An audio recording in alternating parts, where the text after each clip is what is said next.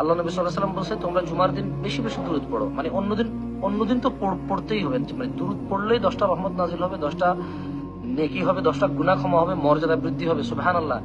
মানে দুরুদের ইটসেলফ একটা বিশাল বড় বেনিফিটস আছে, কেমন মানুষের জীবনে একটা বিশাল বড় প্রভাব আছে দুরুদের।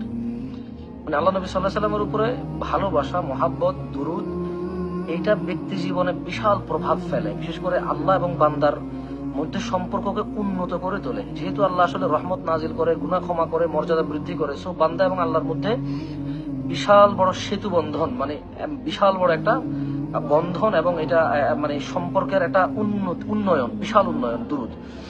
এছাড়াও মানুষ পাপ ক্ষমা হবে প্রত্যেকবার দুরুদে।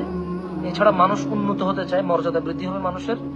এছাড়া মানুষ দয়া পেতে চায় আল্লাহর, মানুষ চায় তার সমস্ত প্রবলেম আল্লাহ সলভ করে দিক, তার দুঃখ, দুর্দশা, বালা, মুসিবত, দরিদ্রতা, তার অসুস্থতা, তার দুশ্চিন্তা, তার হোয়াট এভার, এগুলো এগুলো এগুলো সবাই চায় যে আল্লাহ সলভ করে দিক। সো দুরুদের মাধ্যমে এগুলো সলিউশন করা যায়। কেমন বেশি বেশি পড়তে হবে। আল্লাহুম্মা সাল্লি আলা মুহাম্মাদ ওয়া আলা আলি মুহাম্মাদ কামা সাল্লাইতা আলা ইব্রাহিম ওয়া আলা আলি ইব্রাহিম ইন্নাকা হামিদুম মাজিদ। আল্লাহুম্মা বারিক আলা মুহাম্মাদ ওয়া আলা আলি মুহাম্মাদ কামা বারাকতা আলা ইব্রাহিম ওয়া আলা আলি ইব্রাহিম ইন্নাকা হামিদুম মাজিদ।